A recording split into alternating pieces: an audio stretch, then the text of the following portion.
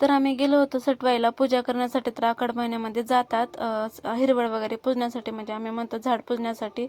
तर इकडे बघा मामा कसा थांबला, म्हणत होता की मी बॉडीगार्ड आहे तुमचा, म्हणून मी असं बॉडीगार्डची पोज घेऊन थांबतो म्हणे. असं काय थांबला होता, इतका हसलात ना आम्ही की बस. का तर ना आजूबाजूला इतका ऊस होता ना, आणि मधामध्ये जे बांधावर आहे ना तिथं आम्ही बसलो होतो. इकडला पण तुकड्यामध्ये आणि इकडला पण तुकड्यामध्ये, म्हणजे दोन्ही पण इकडून इकडून शेतामध्ये इतका ऊस होता ना, असं इतकी भीती वाटत आहे ना.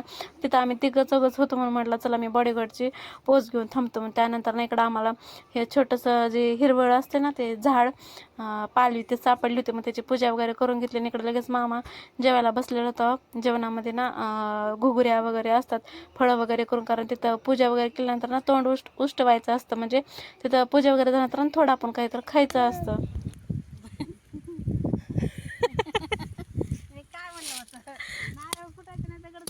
तर शेवट मामाचं नारळ काय फुटलं नाही, पण दगड नक्की फुटला होता.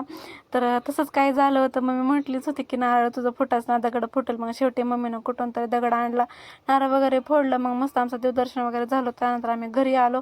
आल्यानंतर इकडं मस्त सुवासिनीचा कार्यक्रम होता चुलतीच्या इथं. मग सगळ्या बायका वगैरे जेवण करून गेल्या होत्या. मग घरचे सगळे पुरुष मंडळी बसवले होते जेवणासाठी, आम्ही बायका राहिलोत होतो. मग इकडं मामा भाचीचं बघा कसं चालू आहे. तर सानू मॅडमने रडून रडून ना दुकानला जाऊन थम्सअप काहीतरी आणलं होतं पिण्यासाठी, परंतु एकदा रडायला लागले का कुणाचं ऐकतच नाही. मग काय करणार, मग न्हावीलाच आहे. मग मस्त थम्सअप पार्टी वगैरे त्यांची चालू होती. तिला इकडं प्यायची इच्छा नव्हती, म्हणजे डोक्यामध्ये त्याच्या मुंग्या येत होत्या, पण तरी पण तिला प्यायचंच होतं. तर चला मग असं काय होतं आजचा मिनी व्लॉग. आवडला असेल तर लगेच लाईक शेअर सबस्क्राईब करायला विसरू नका. चलो बाय.